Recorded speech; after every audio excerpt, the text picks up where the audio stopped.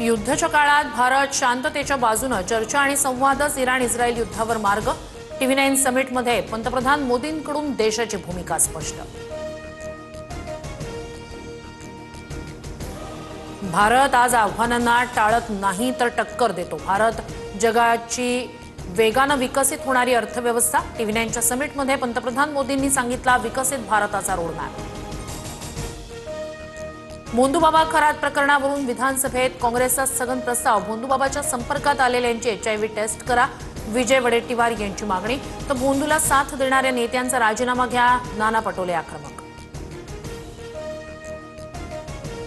भोंदू खरात प्रकरणात कुणालाही सोडणार नाही, जो क्लीन आहे त्याला चीट देणार, दोषींवर कठोर कारवाई होणार। मुख्यमंत्री देवेंद्र फडणवीस यांचा विधानसभेत इशारा।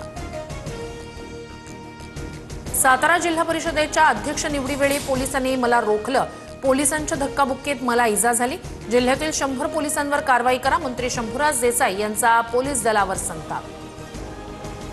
सातारा झडपी राडा प्रकरणावरून मंत्री शंभूराज देसाई आक्रमक। देसाईंच्या तक्रारीनंतर साताऱ्याच्या पोलीस अधीक्षकांचं निलंबन, उपसभापती नीलम गोऱ्हेंकडून निर्देश। नाशिकमध्ये शेतकरी आक्रोश मोर्चा दरम्यान बच्चू कडू आक्रमक। कडूंनी येवला प्रांताधिकारी कार्यालयावर कांदा फेकला, संतप्त शेतकऱ्यांचाही कांदा फेकत निषेध। घरगुती गॅस सिलेंडरच्या वजनात कोणताही बदल होणार नाही, सिलेंडर 8 ते 10 किलो प्रमाणात मिळणार असल्याच्या बातमीचं खंडन। पेट्रोलियम मंत्रालयानं अफवा फेटाळल्या।